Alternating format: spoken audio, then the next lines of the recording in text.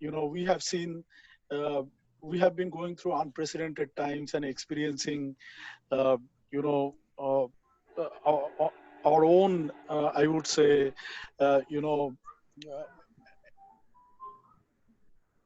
problems and challenges and how we adapt.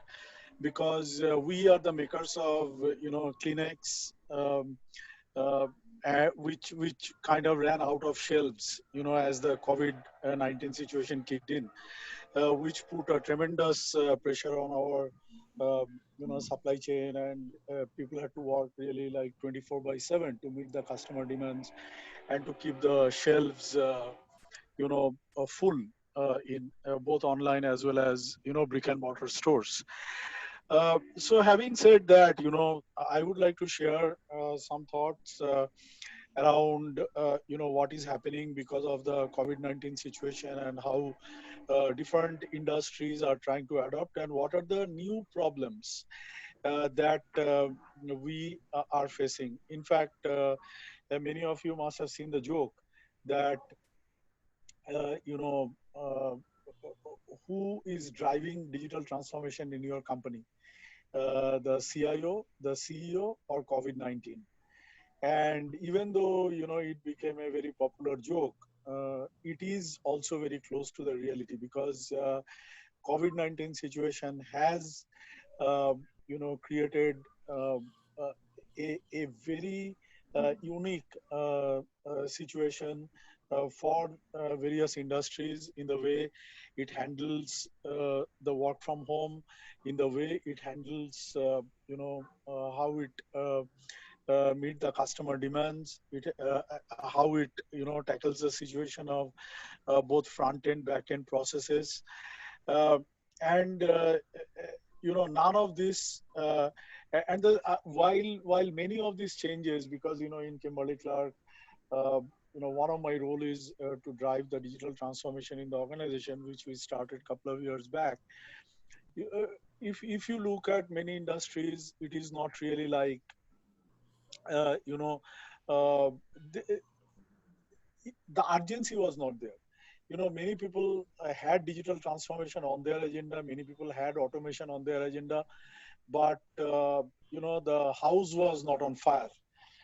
So there were a lot of discussions, prioritizations, and all of that. But you know what happens when the house is on fire? I mean, your focus shifts completely. Uh, but before I, get into the details, this is one very interesting fact that I would like to share with you. And uh, Steve Jobs gave a speech talking to students at MIT School of Management. This was way back in 1992. 1992 is the year when I actually started my career. And the fact is, he drew this diagram on the board, and he asked people the question. Uh, so x-axis is success, and y-axis is dollars. Now, typically, you would think that companies who spend more money on on their IT, they will probably be more successful than company who spend less money on their IT. But actually, it was a revelation for me as well. And he, in fact, was quoting this from this book called The Business Value of Computers by Paul Strassman, who was at that time the CIO of Pentagon. That all companies spend. I mean, in today's world, we know that that 2% has increased, but let's call it X%. So all companies spend X% of revenue on IT. The successful ones spend the X% on operational efficiency, software that delivers operational efficiency, while the less successful ones spend that same X% in what he referred to as management software.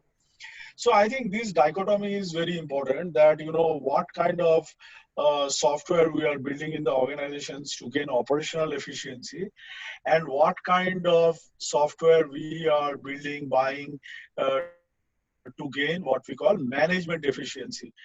And once we understand that part, we will see that RPA and automation has a huge role to play in the operational efficiency of an organization.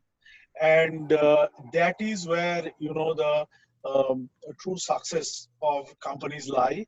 And you can see the two graphs that Steve drew on the board while he was giving this lecture. And even today, if you really look at it, not only holds good, it has become even a better argument. So, which even if you look at some of the recent Gartner studies, they say that from automation we are increasingly moving towards an age of hyper automation. And while Gartner was predicting, hyper automation will come in another probably 5 to 10 years, I think that hyper automation is getting accelerated because of the COVID-19 situation. So what is happening, with the COVID-19 situation, if we look at, so there is a widespread, lockdown, and we all know that, it is not only unprecedented, but it is also a very unpredictable situation. Like in our office, I will tell you from a practical experience, because I head the Global Digital Technology Center here. We have revised the opening dates of our office at least 4 times by now. And lot of business are being done today online. Lot of stores are closing down. We know the restaurants and the transportation industry, which are getting directly impacted. And also, if you look at, so what that has done is that has put a greater reliance on the digital medium. Just to give you one example, earlier work from home was like a choice. So people would go to office and they will log into the network. Now, imagine, say 10,000 people are working from home. How much it is impacting the network, how much it is impacting the cyber security. You will have to rethink how you do the security, um, and which therefore is fundamentally shifting the way we are thinking about the digital workplace, how we automate the back-end processes. And also I have highlighted here, the front end part, because of the social distancing, people staying at home and all of that. Now, not earlier, we were focusing more on the back end process, the global business services and, all those things. Now, how much you automate even on the front end has become very, very critical. Which we really never thought of earlier. We thought there will be some human intervention through which we'll get the data, and then once we get the data, how we automate the backend systems to process that, and we will see some examples of that. Um, uh, and when this is a study from Gartner, that how the COVID-19 situation is going to transform the future of work. And they are saying that it will happen in 9 different ways. The remote work is increasing. We are seeing that, no need to have uh, a big analyst give us that insight. Expanded data collection. So because people will be doing a lot of stuff, lot more on online, so there will be a growth in data. I mean, we already know we are living in the age of big data, in terms of petabytes, zettabytes, and hexabytes. That is simply going to increase. Then how we collect the data, how we store the data, how we process the data, all of that is going to increase manifold. Then employer will be considered as a social safety net. So there will be new insurance policies, and sometimes those insurance policies need to be framed in a matter of days, right? Many of us are observing in our own organizations. The contingent worker expansion, then separation of critical roles and critical skills. This is very important. Right? Earlier we used to define jobs in terms of roles. Now it will happen in terms of skills. Something very similar to Alexa, right? I mean, in Alexa, we create the skills. Then humanization and dehumanization of workers. This is very important when it comes to the automation.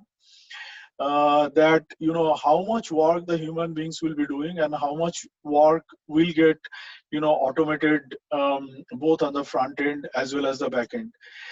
Then there will be new or top tier employers, many of the existing employers, the way they handle the work, where and I think that shift had already started, and COVID-19 is going to just make a change. I see a big impact, especially in the services industries, because if you really look at their business model, it was more about the billing rates and the number of people who will be working, multiplied by those billing rates by which they made their revenues. Now it will be how productive an individual is using all these process automation, low code development tools, then using many other automation software, how quickly you can actually put together solutions, and therefore the productivity level of one employee would be equivalent to, say, productivity level of 10 or 15 employees.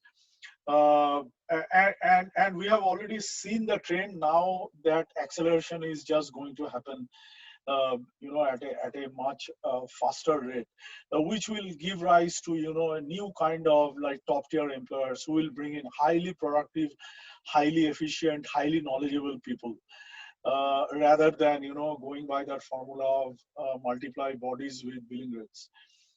And then, of course, shift from designing for efficiency to designing for resilience. How we build resilient systems. There is a famous quote by the CTO of Amazon, Warner Vogels.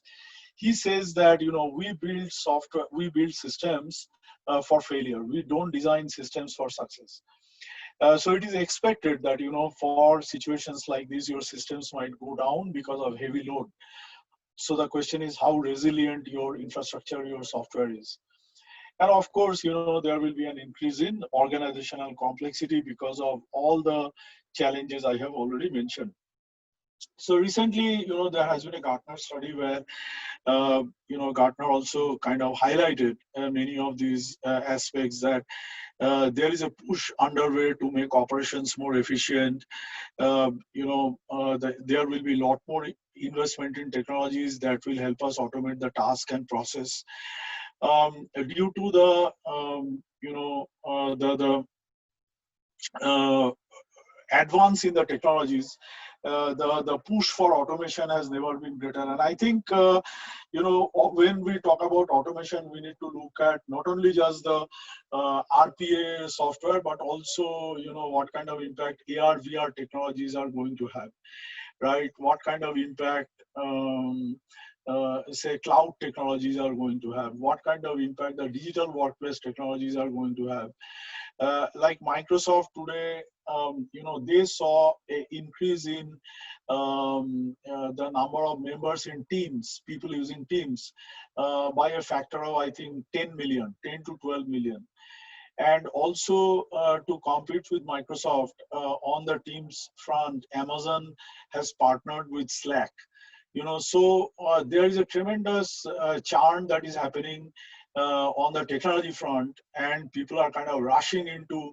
So the whole paradigm has shifted, and the way people looked at digital transformation, I would say 1 year back, and the way they are looking at now. Probably digital workplace was not so high on the agenda, but now suddenly digital workplace has become very high on their agenda. And how do you automate some of the things, like how many people will be in office at a certain point in time, keeping in mind all the social distancing aspect in place, right? I mean, today definitely you are not going to make people sit side by side like it used to happen in the pre-COVID situation. Similarly, companies will have to streamline some of the core processes and workflows, and therefore technologies like RPA and on a much larger scale automation will see lot of applications.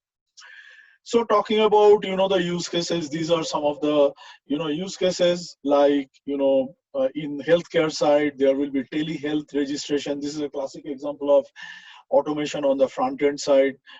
cross industry, there will be growth of low code application platform, because now people will not be able to come to the office. However, the need for faster time to market will still be there. So how people can use low code platform to build software and have a faster time to market.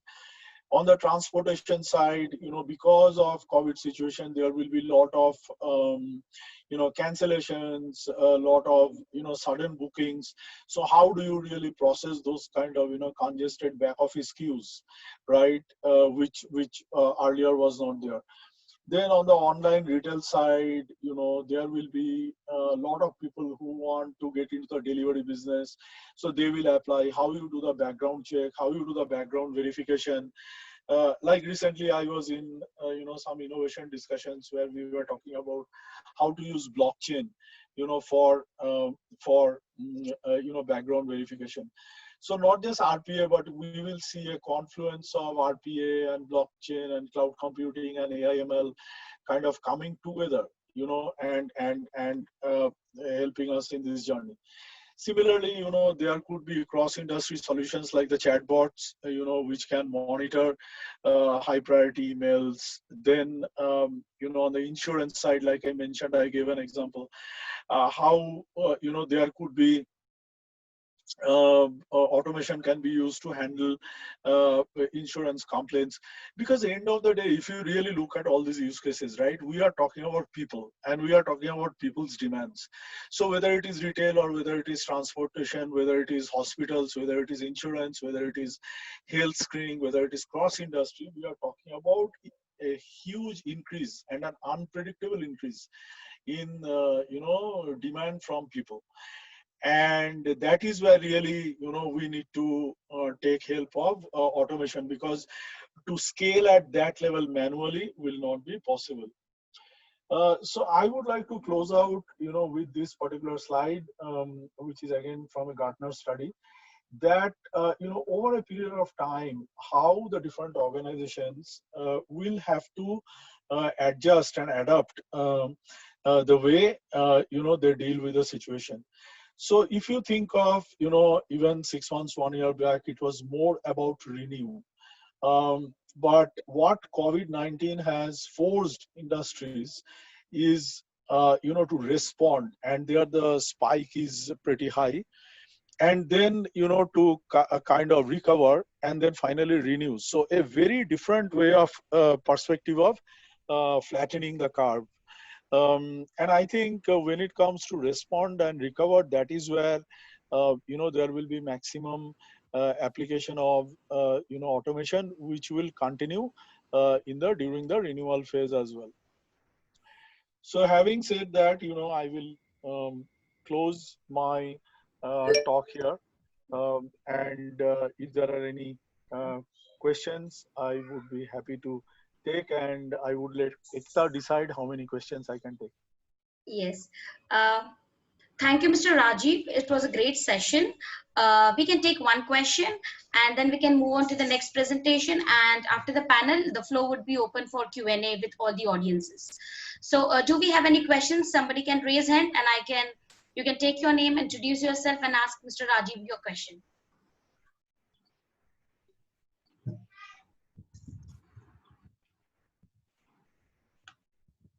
Yeah, hi. Yes, please, yeah, ask your question.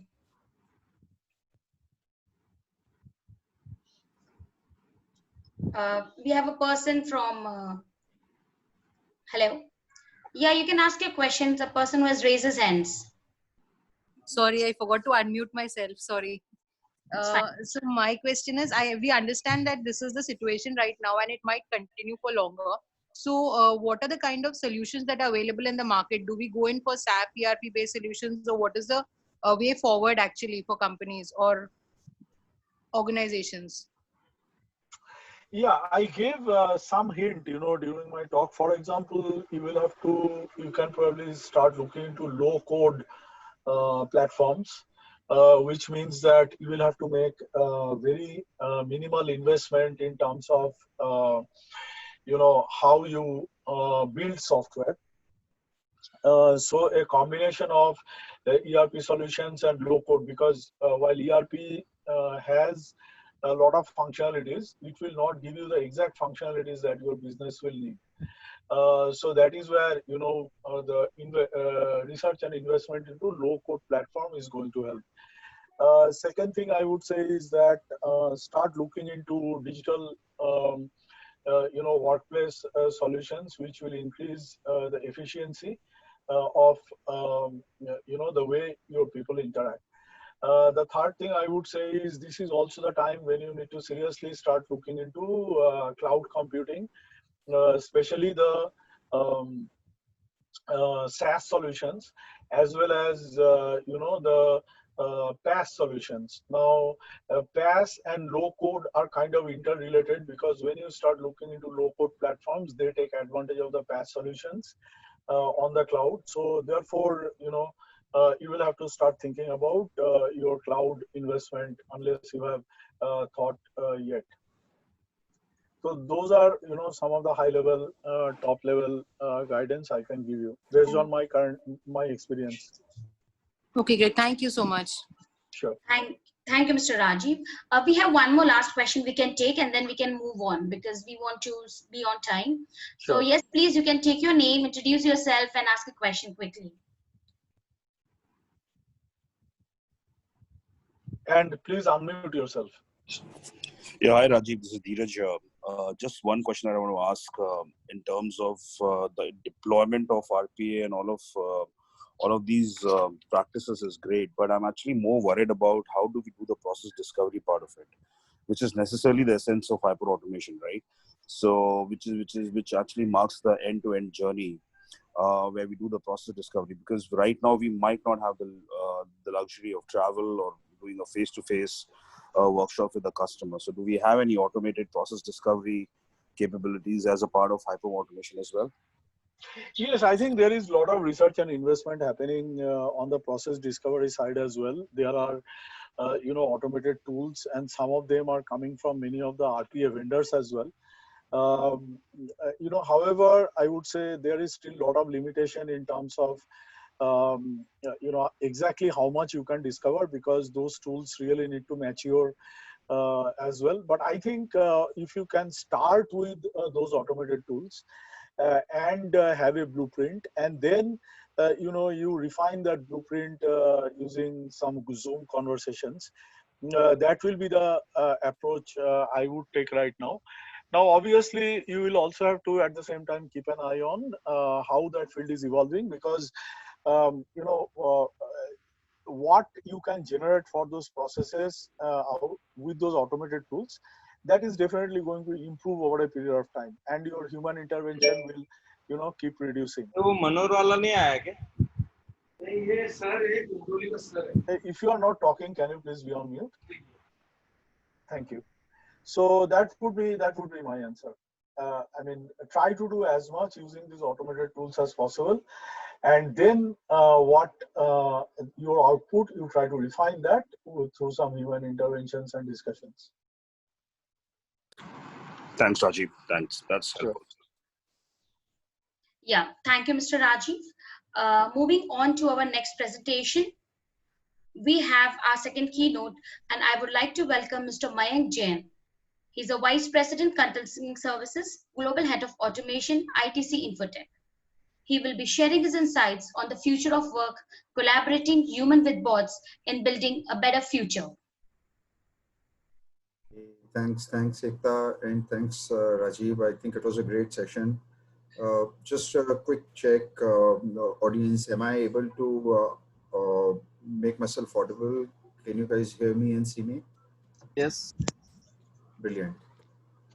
So just give a moment. I think if Ekta request you to put the presentation, please. Yes. Thank you. I need your help. So while Ekta is kind of putting the presentation on, a very good morning to all. And I'm very excited to be here. Really, I think honestly there has never been a better time to talk about intelligent automation than today, right? The one fundamental understanding that I would like to share, with all of you is To me, fundamentally intelligent automation is equivalent to a digital worker in some sense, right? A digital worker with a certain set of skills. What skills you really impart in that worker, and that worker is able to perform your job. So I really look at it from that perspective. Uh, with that, a quick introduction about myself. I bring a very techno-functional kind of a background. I started my career with Future Group as a category manager, management trainee, and rose up to the ranks of category manager. Some of these brands in Bangalore Central or Central Malls, etc. I used to manage. Before I moved to Infosys, IBM, and now with ITC Infotech. Really very excited to be part of the digital journey of so many Fortune clients, and see some of the things very, very closely, right? So that gives me a lot of kind of a perspective in terms of how things are shaping up, and how the industry is being shaped right now. So that is really a perspective that I would bring into the conversation right now.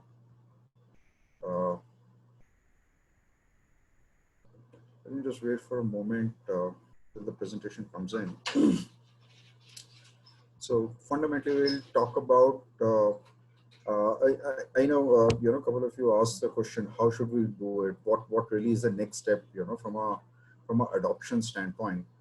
And my entire perspective of the conversation today is gonna be really on this, right? So the way I would see. Ikta, can you move on to the next slide, please?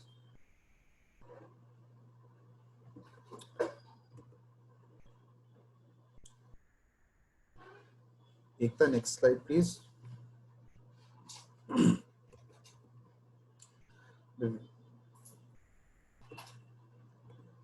Yeah, thank you. So the way really I see, let me share a little bit of a perspective, right, from this side of the table, how we are seeing, how the industry is being shaped today, right?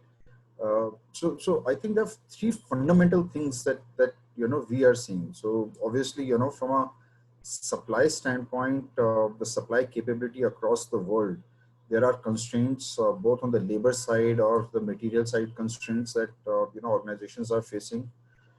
There is a new wave, which is anti-globalization. There is a new wave of kind of localization, right, that we are seeing, coming up in the industry.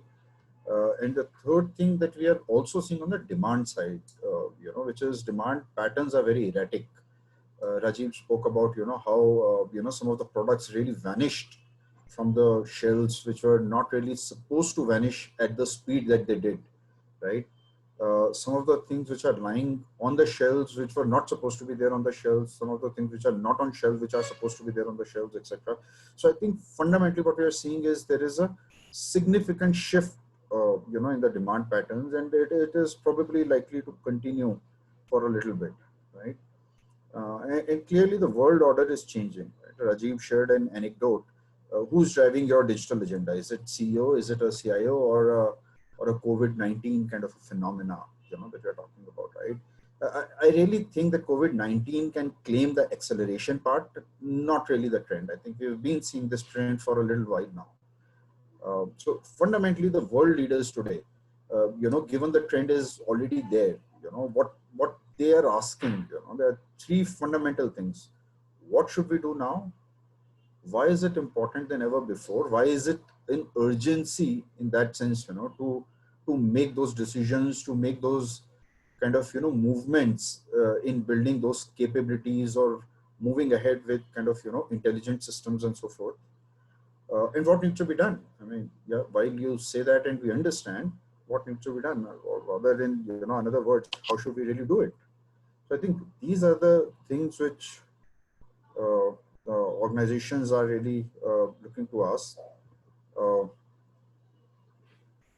One can imagine the first two aspects are fair and square, and when it comes to defining what we should do and why is it even important than ever before. I think we all are here because we understand these two aspects very clearly. But one thing that I would bring in, the third aspect to it, is it is extremely important really to define the problem statement very clearly, right? A clearly defined problem statement is as good as the half of the solution, if you ask me. I mean, this is what we've seen. I mean, more and more management firms that you deal with, they will give you the same kind of an, understanding in terms of, define your problem well, and then you can find the solution well as well, right? So I'm going to share my perspective on the third one, and which is the other half one, and equally important aspect, I would say. How should one adopt intelligent automation, or should I say rise of the machines, in some sense? I will share a few anecdotes and tell a few tales, if you allow me, to relate, today's predicament with some historic events and with current situation, so that all of us are able to kind of relate to some of these things which are, happening, right?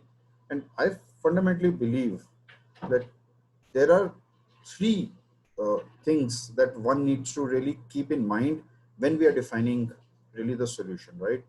First is understand the problem. Challenges of today are only an indicative of the future. And the second thing is design your bias-free solutions. Solutions must address a broader set of human imperfections. They should really make a more and more, I would say, a bias-free world. And Americans know this thing more than ever before today, with all the black movement happening today, and, all of that. And third thing is really prepare for seamless execution. What would really require to create a frictionless collaboration and execution for building and implementing this capability. So I think these are the three things that I will talk about today. Let me come to the first thing, which is really understanding the problem well. March of last year, there was an accident in Arizona where a woman on her cycle was killed by an SUV driving at a speed of 40 miles an hour, probably somewhere around 10 p.m. at night. Loss of life is always tragic, but there are about 6,000 pedestrian deaths every year in the US alone. This accident is worth mentioning because this SUV was not driven by a human. This was an autonomous vehicle being driven by intelligent algorithms. Let me take you a little back in history, 1899, which is about 121 years back in history. The speed limit on the New York streets at that time was 8 miles an hour. In the month of March or April, one person, the first person ever, was fined to drive the vehicle at 12 miles an hour. And you know how the cops caught him? They chased him on a bicycle. So that at that point in time, I think if I were to really imagine, it would more like a startup ecosystem. Things are trying to move on the technology front. People are trying to, accelerate some of these newly found, say, for example, mechanical technologies at that point in time, which itself was an automation, for that kind of, life cycle. Later that year, on September 13th, Henry Hale Bliss, and I'm just stressing on this name, Henry, because he was a 69-year-old real estate dealer who was killed when an electric-powered taxi cab, those times there were no gasoline vehicles, so it was only electric-powered vehicles. Electric-powered taxi cab actually struck him dead. I mean, he was hit on the pavement. Next day he died because of injuries, etc. However naive it may sound today, accidental death as we call it, back then that was a big question to square the blame for Mr. Bliss' death. Arthur Smith, the driver of the vehicle, he wasn't, I mean, of course he was arrested and, charges of homicide was kind of put on him. But then he came back and said it was completely unintentional. I didn't even know Mr. Bliss. So there is no reason for me to kill. And therefore, and I was also not negligent. And courts had to release him because there was no precedence of what was happening at that moment. It's very similar to the SUV example that I took. There is no precedence of something like this happening before, right? Uh, so at that point in time, the so-called accident, I think one of the newspaper, in New York ran a story. The automobile tastes its blood. That was a big thing at that point in time. Of course, it continues to be as big today with the the entire kind of Uber example that I took. So this predicament is not new. The reaction to the 1899 tragedy, or the tragedy with Uber self-driving SUV, should help us navigate really the current argument about the safety responsibility of new technologies toward the current world order, the jobs and so on and so forth that people are really worried about. I think it needs to be a little more future looking. The argument on physical and social safety of human workforce really needs to be debated well. The digital workers will be part of the social fabric, and we need to set the platform today to design and engage in a more meaningful manner.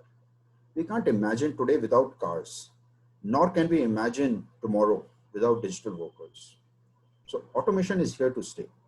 We need to model intelligent automation or digital workers in context of future requirements for society, for organizations, and for the individuals. So I'll move on to the next slide. Ekta, if you can help me to move to the next slide, please. The second really aspect is design a human-centric solution. Again, let me, as I said, I kind of bring in some kind of a perspective as well. Let me talk about what is an algorithm. I mean, fundamentally, anything Rajiv spoke about, the light codes, or the kind of technologies which are required today. So a well-defined step which has an input and an expected defined output executed through a machine is really an algorithm.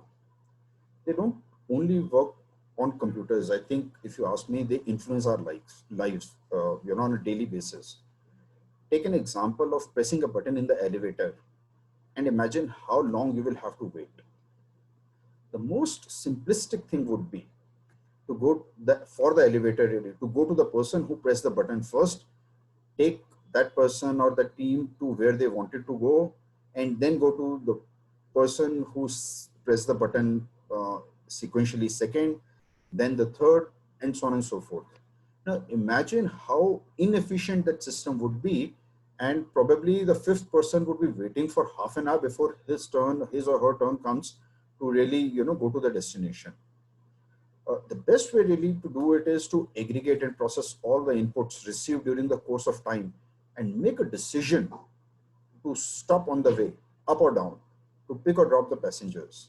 This way, everyone gets served what they ordered, not exactly in the sequence that they ordered, but some people in this order are able to jump the queue, right? And this is exactly something that we need to look at. This is a reminder that algorithms for something as simple as that, an elevator algorithm that I'm speaking about, have a fair bit of value judgment baked into this. This is because the human programmers create, those value judgments when they are coding. Every command is served may not be with the same priority in, this sort of paradigm of algorithms that we are talking about. The first ever computer code was written in, I don't know if anyone of you can guess, it was 1843, about 150 years back, right? The first ever computer code was written by the mathematician lady called Ada Lovelace. She was trying to build a steam-driven mathematical calculator at that point in time, which would not commit a mistake. She wrote down the entire program on a piece of paper. Then she translated it to a mechanical sort of a punch card kind of a system, And that particular thing, the photographs that I have seen almost look like the size of a car engine today, right? And that would really make those calculations. It was extremely important in those days because particularly on the navigation side, particularly for the ships, they had to make those tables to understand their current location and navigate to the right location. And something of this nature would be really very useful for them. When this program, what she had written on a piece of paper, when it was taken in today's systems and it was translated in today's code language and executed, the outcomes were not exactly what they were expected to be.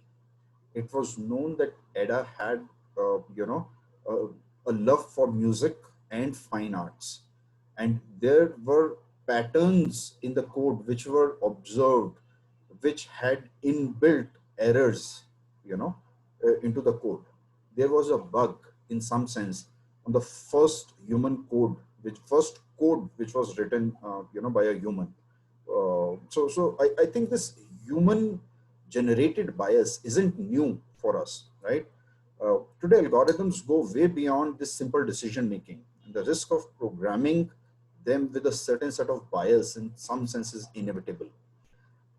I would perhaps be less wrong in saying algorithms today define everything than I would be wrong in saying algorithms don't define anything, right? So today we really worry that modern systems suffer from what we call as algorithmic bias in some sense. Human imperfections are often built into the modern systems.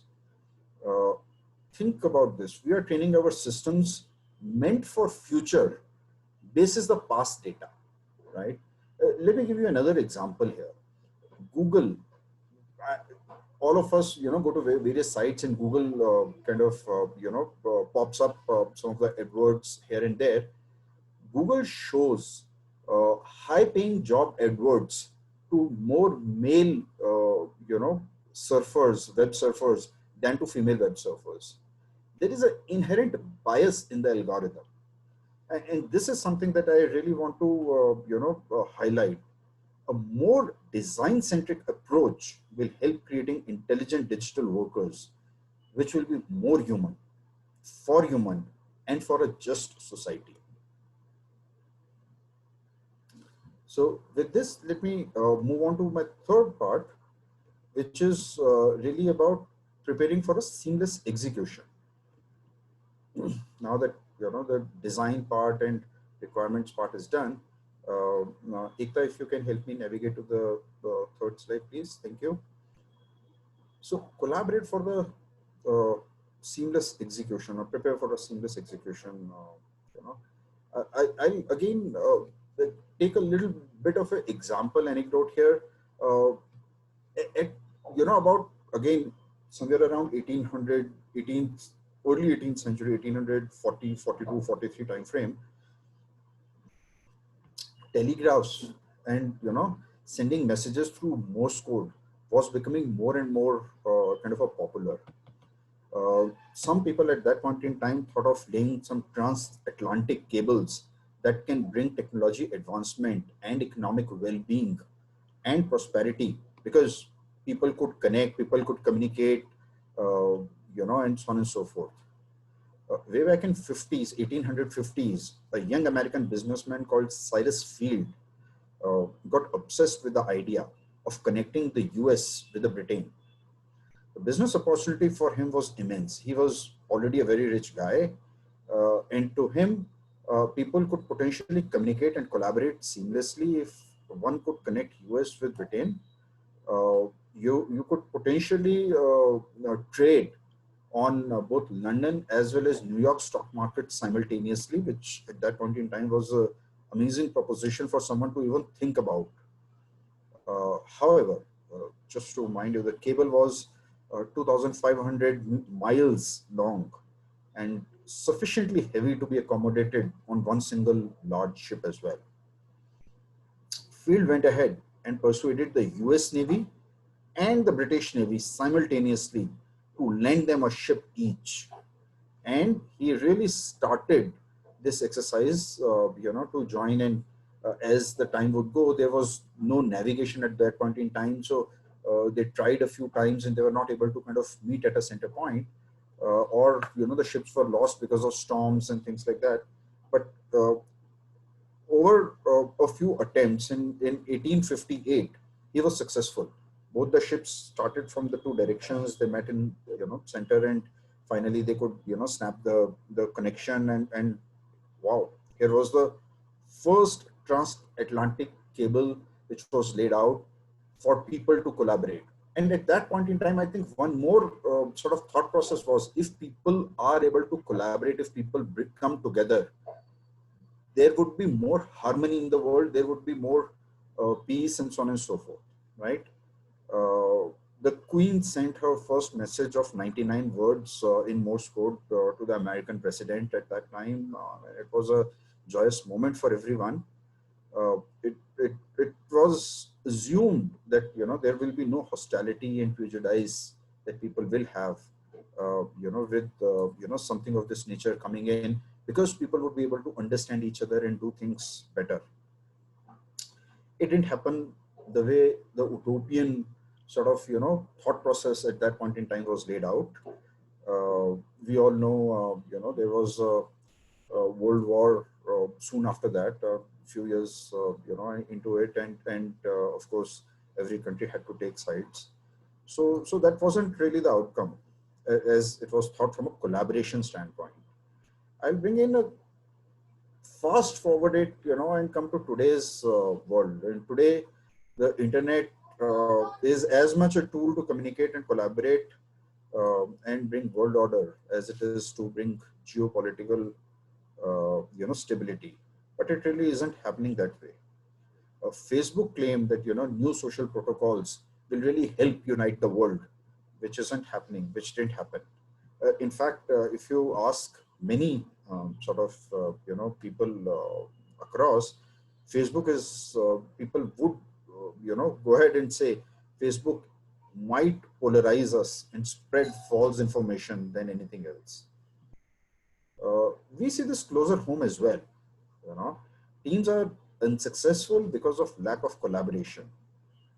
It be understood well, when you bring people closer, it is a fertile ground for progress and prosperity, and equally a fertile ground for conflict. The point I'm trying to make here is really that collaboration needs to be seen in context of the problem definition and the solution construct.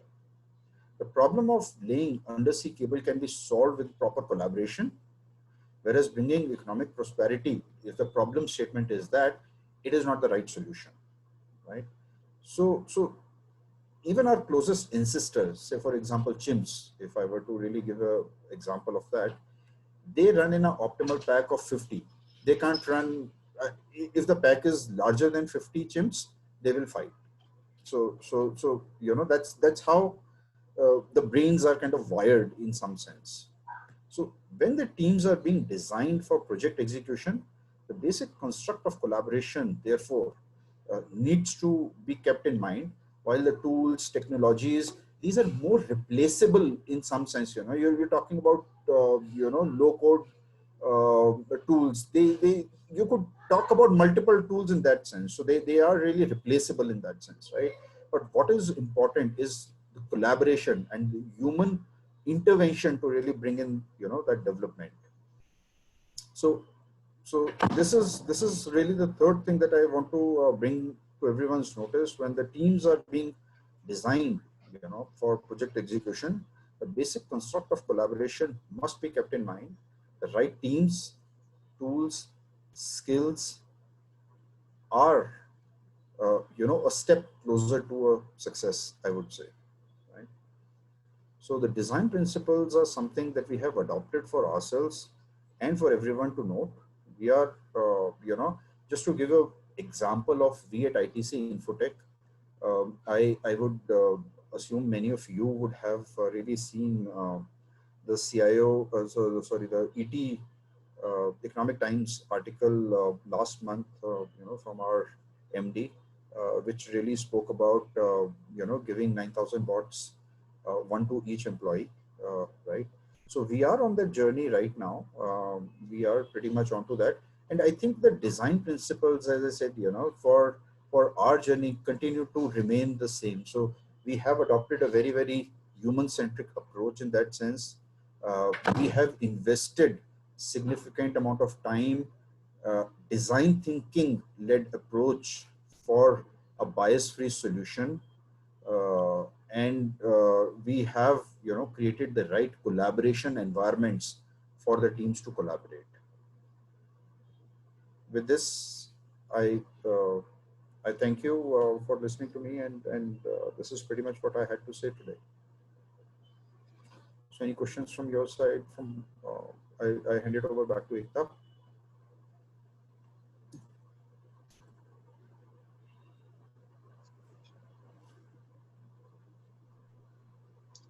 Do we have any questions? So that we take one question. You can raise your hand and I'll take your name.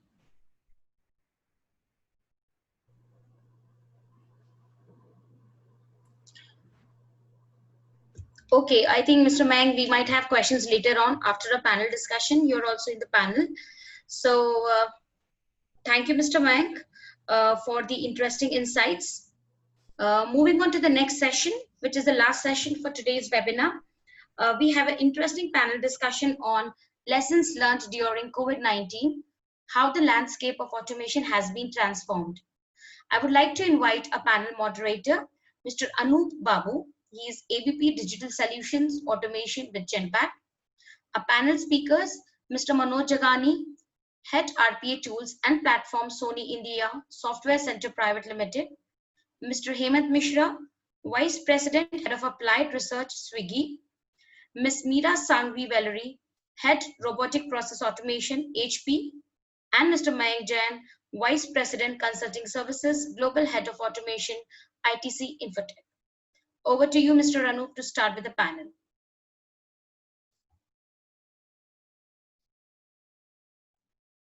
Hi, hello everyone. Thank you, Ekta, for that introduction. Can you all hear me? Yes. Yes, Anup. Okay, all right. So, welcome. Thank you for joining this webinar, and thanks to Brainalytics team for this opportunity for all of us. Every webinar gives an opportunity to take away learning, and that's, one can always put it to good use. So I must really commend each of you for that learning urge. And what's happening around us. As I said, the topic is around, lessons learned during COVID-19, how the automation landscape has been transformed, how organizations are adapting to automation, some of the use cases around automation. That's what we will discuss with this panel. Setting aside a little bit of context around automation, setting aside the digital part, automation has been part of our time immemorial, right? It has had profound impact on the quality of our lives. And if you look at it from a Stone Age, right? From the Stone Age, the creation, use of tools during Industrial Revolution, where humans automated up to scale manufacturing, and now in the digital age, right? We're using AI and RPA to connect processes, people, data, devices. So it's all part of our DNA. And I'm always an optimist about automation. While there are different perceptions of automation, but it's something that it's been part of our survival all these years, right? And we must learn to leverage automation. And I think these kind of discussions help enlighten us all on that. So a bit of background about myself, then I'll move on to the panel for a bit of self-introduction from each one of them. So I started my career in 2001, and it's been a journey of 19 years in the IT industry. I started the COBOL and PL1 programmer way back in those mainframe times, and then organically grew into various roles in software delivery. So I spent most of my career with IBM, and now working with Genpact in the digital automation practice, where we implement a lot of automation solutions for a number of our clients. Been associated with automations for the last 4 years, and all the views expressed here in my individual capacity, and I'll moderate this panel discussion. So I'm going to quickly hand it over to the panel for today. Panelists for a bit round of self. So I'll start with you, Manoj. Manoj, who is from Sony. Manoj, over to you for a quick intro. Yeah, hi. So myself, Manoj, I head the RPA tools and platforms for Sony. Sony has platforms globally in the data centers, so I take care of those. Uh, and this is predominantly for automation tools. Uh, Within Sony, I'm also taking care of the new technologies, so which come in. So we try and explore those technologies and try to have them on our platform, test it and move it. Currently, we are working on how cloud and hybrid cloud will work it out within Sony environment. And I hold extensive experience on automation area and predominantly technology driven. Uh, but with that, I kind of handle management area as well within Sony. Great. Thank you, Manoj. So I'll move on to Hemant from Hemant. I think you're on mute. You're right. You're right. All right. So we are getting used to these tools more and more. Right. Right. So I'm Hemant Mishra, and I'm heading the applied research team in Swiggy, where we are looking at several problem statements which are coming from the three main areas, which is speech as one of the main areas. Second one is NLP, and the third one is computer vision. And my overall training had been in the last 20 plus years has been speech related things, which I did masters and PhD. And then for several years, I was working on NLP things while being at Xerox and different postdoc positions, which I held in different countries in Europe. And then in 2011, I moved back to India, where I was with Philips in their healthcare system. And after that, I was with IBM. So that's the common connect between many of us, I think. Many people, they were groomed in IBM in some way or the other. So I was in IBM research lab. And then I was with Citi. And you can see that there's a spectrum of areas which I worked on. And the main idea which happened during all of this was that AI and ML, which are towards the backside of mostly in the research domains, slowly they started coming into the towards the implementation side. And the journey has been fantastic. Several things which were done over the past several years in different disciplines, I'll say. And the common theme has remained almost the same, that making the things more intelligent. So in today's discussion, I'll be, some of the questions which may be related to them. I'll tell some stories which may be there. Right. Thank you. Over to you. So thank you, Hemant, for that. Always good to hear from you. I'll move on to Meera. Meera, are you there from HP? Absolutely, I'm here. Thanks so much, Anu. And thank you so much for inviting me over here. I think over the years, I've had the pleasure of being not always traditionally part of the tech world, but I have moved around from operations, done mergers and acquisitions, my fair of demergers, because I'm part of the HP family, and HP has gone through a lot over the last few years. So I think I've been blessed to actually see both the world's mergers and demergers at the same time in my tenure. Plus, I've done like organization-wide transformations, done a whole lot of financial planning, process excellence, the strategy bit. So at this moment, what I do is for the CFO's organization, and this started out, by the way, the automation journey as a startup within the HP family. So we do automation for the CFO's organization. And this is basically, we're looking at large scale deployments, especially trying to be untraditional, unconventional. So it's not always that it's standard and stable candidates that move into the automation, because I think initial days we did that. We did our fair of intelligent automation, our fair of mixed automations, and we've done a lot of other things as well. But this is where we're doing, we're trying out new things, and it's experimental, it's fun, it's learning. Yeah, over to you back.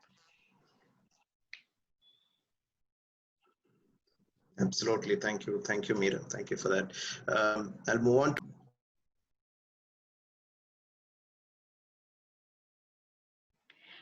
Anup, your audio is a bit low.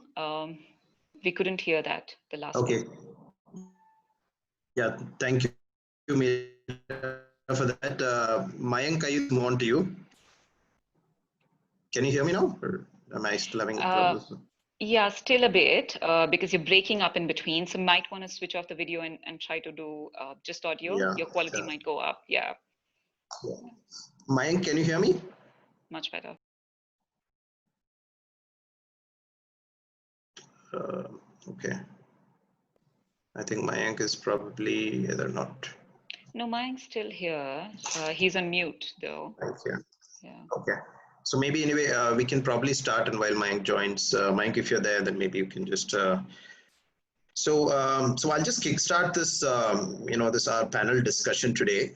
We have some questions that we had already come up with in terms of, that we feel are more relevant to this topic today. So I'll just quickly start off. We'll get different views from all of you. And the very first one is, and I'll go to Manoj and Mayank for this to get two sides of the story, and then for the next one, I'll go to Hemant and Meera. Okay, so the first one, Manoj, if you're listening to this, as a result of COVID-19, do you see increased investments, in general, broadly based on your insight and work, by companies to deploy automation solutions? And also, in your opinion, do you see the pandemic, altering any perceptions about automations? Especially about automation for this time and for the future as well. What's your take on that, Manoj? If I may ask you to respond. Sure, Anu, thanks. So, like they say that there's always something good and something bad. So while this pandemic is going on, and then we understand that there are a lot of changes happening in the organization, how they are working, how they are actually making things work.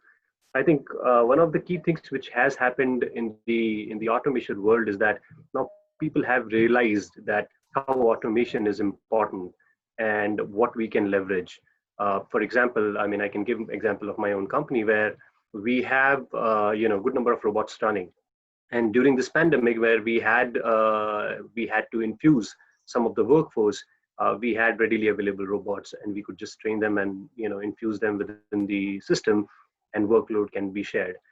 Along with that, one more thing which has also given people a confidence is that when we can have these kind of issues here and there due to mobility or due to certain challenges related to people not able to work because of VPN or anything. These robots or these automation tools are actually helping companies out to not have impact on their productivity first, and second is that efficiency also getting increased with infusing the robots in no time. Along with that, just to add one more point here is that there are a lot of things which we usually count and understand that robots may or may not be as helpful for the organization, and that's again part of the perspectives. However, giving a generic solution or answer to it is that on any of the companies or any company which has already been already invested in the robotic process automation or intelligent automation, I think they have been far better off than the companies which were still thinking that we should go ahead with it or not. So my take on this pandemic area is that technology has given us, or the companies which are utilizing the automation has given us another edge above rest of the companies. And I feel that due to this, there will be a huge change or huge shift in people in understanding the value of automation within the organization and utilizing how automation and human workforce can work together to get the things going. Like Mike was saying about the ITC. That's a good approach that you have given one assistance robot within your organization, and that assistant robot is something which actually helps you out in in these kind of situations as well as in your regular day-to-day work. So these strategies from the management or from the CXOs usually help the entire organization to cope up with any kind of situation, whether it is the one which we are having now or any other situations which may arise in future. So this somehow has shifted the paradigm towards automation, and I feel that it's going to stay there for longer. Thank you, Manoj. And I think, as you rightly said, technology does give an edge, but it's important that it's put to the right use. And I think in whatever investments are made, I think we should shift left. Essentially, someone was asking about discovery. It's very important that discovery is done right, and that process of design, especially in RPA. I've been managing RPA delivery for so long. I've understood that 40 to 50% of our effort should ideally go in design, and that's would say companies and organizations that have invested in automation are better prepared for facing uncertainties. So I'll just move to Mayank. I don't know, I know you just got disconnected, but we were talking around how this pandemic has altered the perception or priorities of companies around investment in automation. So what do you see with your clients? Do you see increased investments, or do you see them stepping back? What's your take on this? So very, very interesting question, Anup, and thanks for bringing me in. Sorry, I had a little bit of a power outage. So I think I'll give you an example. With the way we are seeing at an industry, at a sector level, instead of making a very generic kind of a viewpoint, I think let me first take an example of manufacturing and CPG, kind of players across the world, and we are working with quite a few, big names, right, in retail CPG manufacturing kind of space, right, from the likes of Nike and Church and White and Holland and Barrett across Europe, US, Americas, and so forth. So I think one thing that we have seen in these organizations, I think there has been a very consistent, say for example, focus, on the process rationalization process, making the organization lean, from a process standpoint. And there are quite a few things which, robotics, say for example, has helped in these organizations. Things like, the infrastructure, say for example, the entire area of infrastructure monitoring, infrastructure management, watchdog bots, etc., right in the testing areas and so on and so forth. So I think there is significant amount of investment that organizations are, even in the post-pandemic area, doing to make sure their processes are kind of simplified. Second view that I will share with you is from the BFS industry. We, in our parlance, BFS also includes healthcare. So I'll talk a little bit about healthcare as well. So I think what we are seeing in these industries, I think the focus is really on getting the basics right. So they are really, putting the money where their mouth is. In some sense, they are really looking at, creating the right infrastructures. Automation being one of them, may not be, it's difficult to call out that there is an acceleration or de-acceleration in that sense, for these organizations. In fact, the one area definitely in healthcare we have seen, there is a bit of an acceleration. But other than that, banking, financial services, I think pretty much online, pretty much on track, moving on. The third kind of industries that we are kind of operating in are the airlines and the hospitality industry. And airlines and hospitality, and ITC also, we also run a chain of hotels, some of the finest hotels. This is an industry where we have seen a very significant amount of uptake in terms of, how can they leverage, low-code automation, RPA-based automation to deliver, some of those very, very quick results. Given that organizations have become leaner overnight, given that there are much fewer people to run these organizations, and therefore they are very keen to understand, and we have started implementations, across these organizations to really, bring in some of these deficiencies, if you will, from a both skill as well as the demand variability standpoint. So I think a mixed bag, I would say, but yeah, I think overall, if you ask me, there has been acceleration without a doubt. automation has seen a significant amount of push, when it comes to, post pandemic, so for example, era that we are in right now. Sure, sure. Yeah, no, I think, there is a general trend around, investments around this space. And I think that will only, grow over time. So I will just move on to another question that's kind of related to this, and I would want just Hemant and Meera to chip in with their thoughts on this. Hemant, over to you on this. So with the pandemic, right, there is also regrettable job losses, right, and we see it across different industries. Unfortunately, certain sectors have been impacted. Now, will automation not amplify unemployment, or do you think there is a silver lining? Can automation put a essentially shine a light that demonstrates the power to do good? So what's your take on how do we bring optimism in this whole in these times? Hemant, if and Meera, chip in on that. Right, Anup. Very good question, to be honest, and obviously there are different point of views which could be there. So my point of view is, yes, COVID has brought a lot of disruption, and overnight, as we were just hearing from Mayank, that the situation changed on the ground, and the layoffs happened not because of ABCD reason that the way of work, people wanted to do automation. It was more because there was not enough business which was there, and the bigger the size of the organization, more were the inefficiencies, because the ground realities had changed. And especially in many of the industries which were, let's say, if you look at aviation, which Mayank was mentioning, they asked for the pay cuts and these kind of things, and this was a disruption.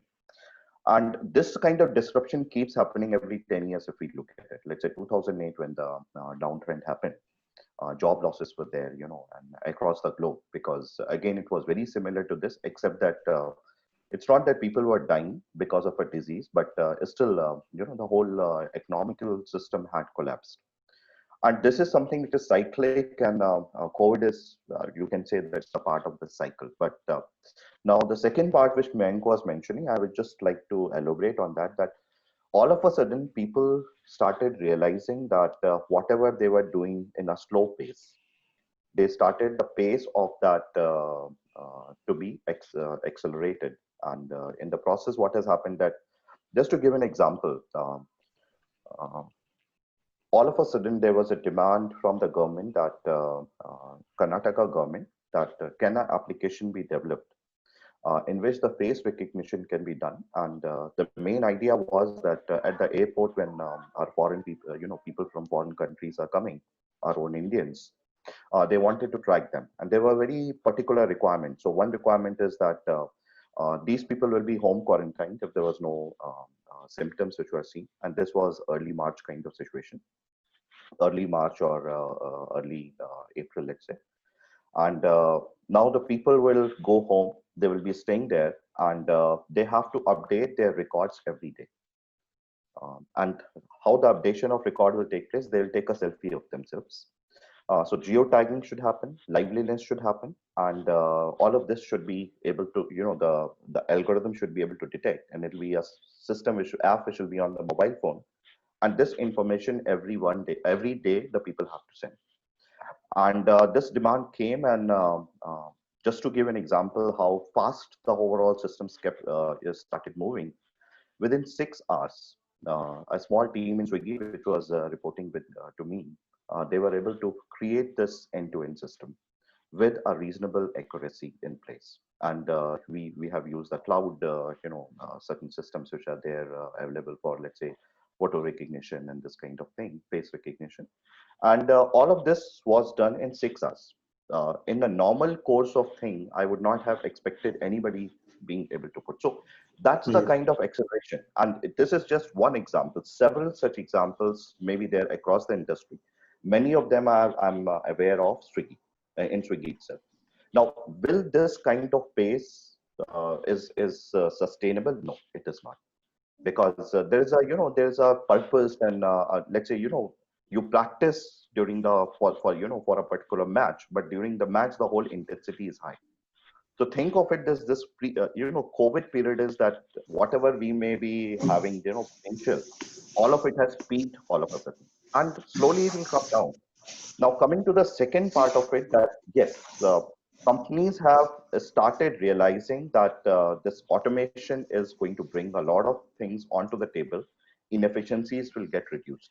So the pace of automation was, let's say, at a particular level X. This X will definitely change to Y, where Y is more than X. Will it lead to the losses of job or something?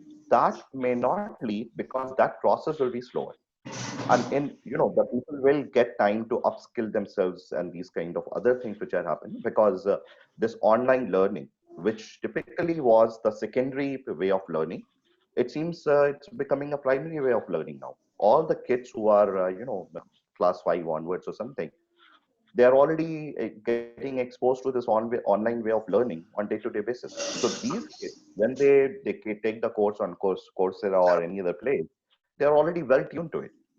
And across the world, my feeling is online learning will become a predominant method of learning. So this change will make it sure that the skills which are needed, they will be the learning possibilities are available across the market, and job losses may start. New systems will start getting created, where these people will start getting absorbed. So my feeling is the time to come is very exciting because of XYZ reasons, which COVID brought on in forefront, and we'll be seeing that how the things move. Right. I think very, very insightful, Hemant. As you rightly said, it's cyclic. It's all, this has been part of this macroeconomic cycle. We've been seeing these ups and downs. And I think there's no better time than today, because we have to stay optimistic. Critical skills are important.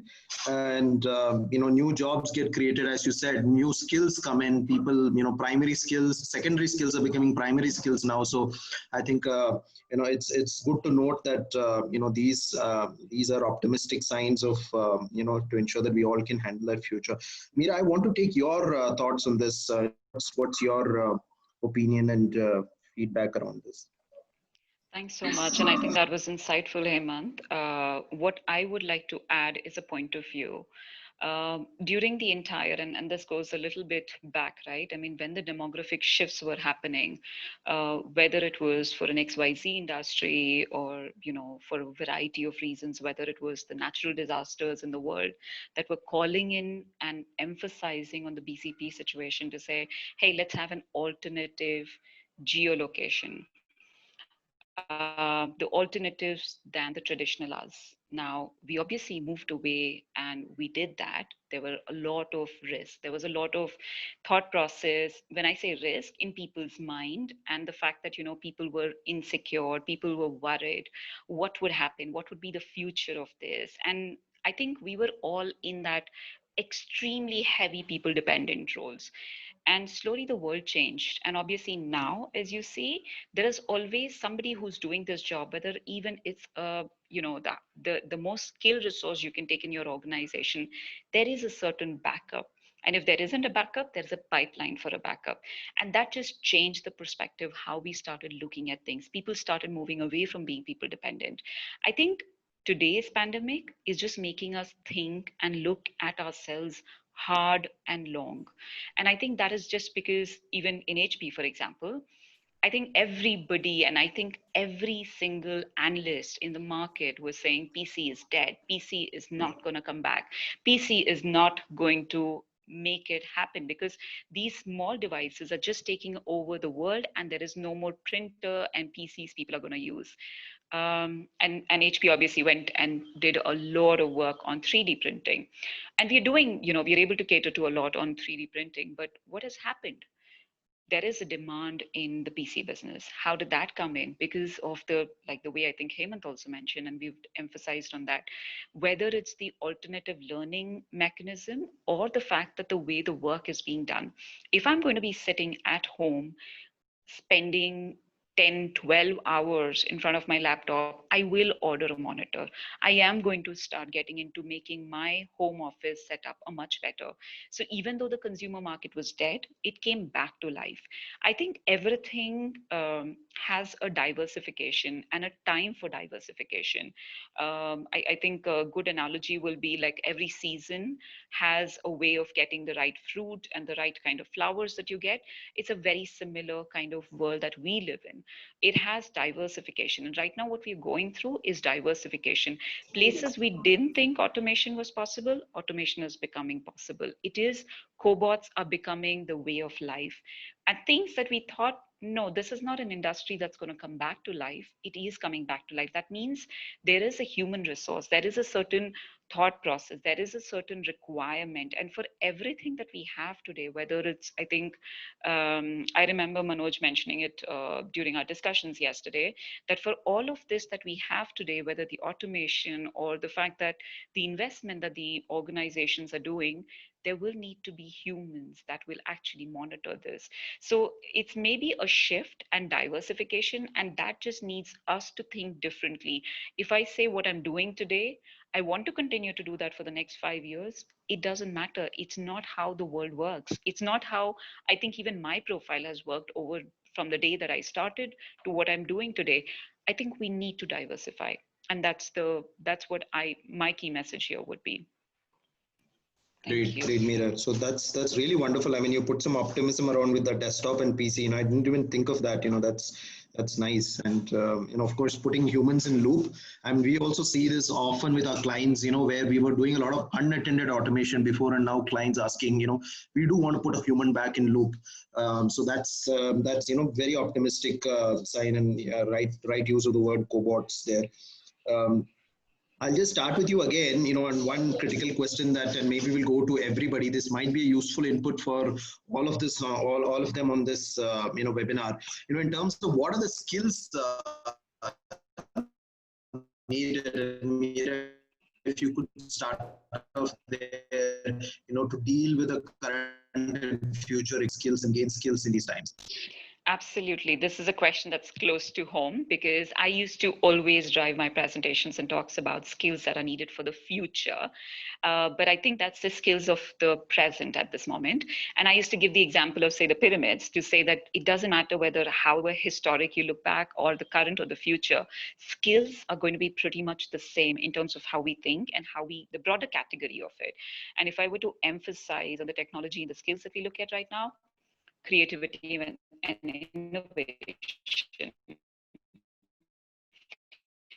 I think at this moment, we all areas, whether it's at home, whether it's managing work-life balance, whether it's managing work, whether it's looking at how we manage our remote teams, how do we manage our remote clients, we've all become creative and innovative around that.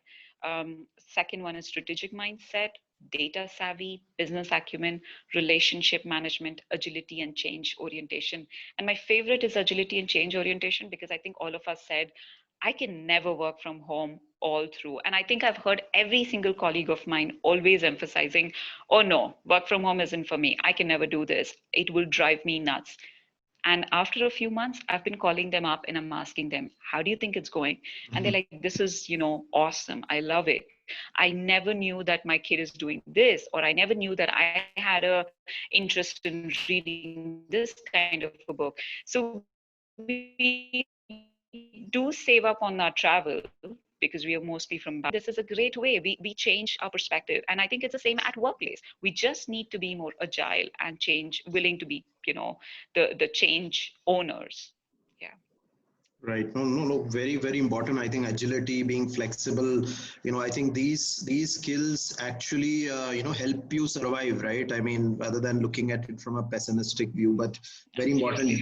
So the other thing I would just add is from my side is, problem solving, has been a skill that, we should constantly look out for. There'll be far more problems to solve, and, problem solving is, going to be on top of, many people, many organizations are looking for people with those strong problem solving skills.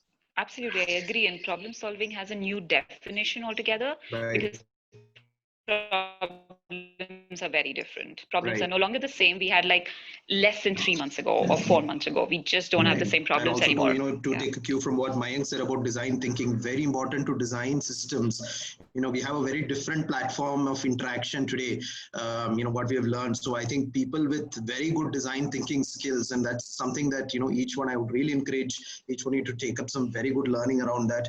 That's going to be probably coming up for the future. I'll just move to Hemant. Hemant, what are your, from your side, what would you advise to this team around skills that people need to take? Hemant, I think you're on mute. Sorry.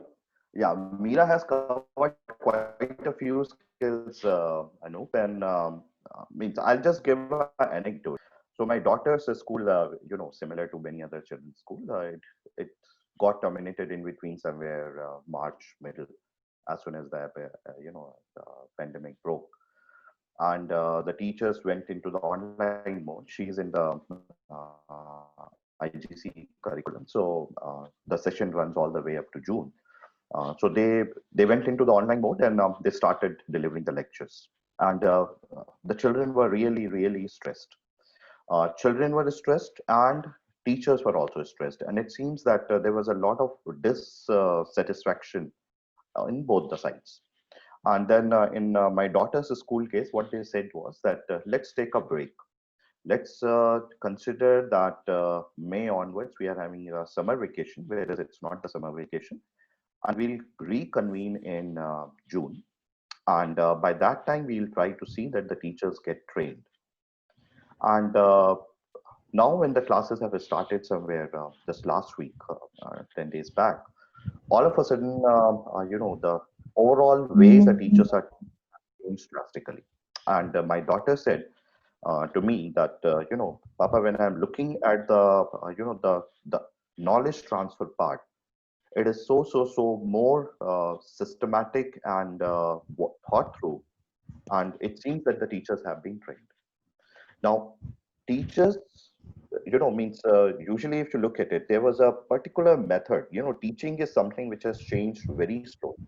Curriculums change slowly, because the setup we have seen for, let's say since we were children, not much has changed. Few things, addition, deletion, and all of a sudden this thing happened. And then I was able to remember that, the communication as a skill. Vajpayee from BJP was a very good orator, and his speaking style was very eloquent and everything.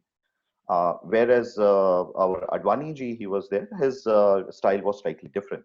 But when it came onto the TV, Vajpayee typically did not shine, whereas Advani shined by being very crisp and clear. And now this is exactly what I saw, that the medium of communication changing, all of a sudden the new way of, you have to reskill yourself. And this reskilling in communication is extremely important across the board now, because we are not seeing the person. We are typically hearing the person. The video just we saw when Mayank was there, or no, Anup, you switched off your video because the bandwidth was not sufficient, let's say. And these are the new realities of life. And communication as a skill, to be an effective teacher, to be an effective mentor, to be an effective manager, to be an effective employee, all of this is something which is going to be of extreme importance in the time to come. So this communication part, because Mira has already covered many other things, communication is one key skill which I feel we need to reorient ourselves. Even if we were great speakers when we were physically present, can we be the same way when we are on a virtual platform? So this is something which I'll really emphasize that everybody should concentrate on in some way or the other. That's so much more important, actually. And I've seen so many of my team members struggling with communication, even during office times. Now I can, totally relate to you. So it definitely makes or breaks careers. It affects your performance. So, and I think that's an art that can be, learned from others, and so much of learning on that. Thank you, Hemant. I'll move on to Mayank. Mayank, what are your thoughts around skills, and what would you advise to this group around skills to be picked up? Thanks, Anup, to bringing me in. I think Meera, Hemant, and yourself, I think you've pretty much covered every single skill, I think we can kind of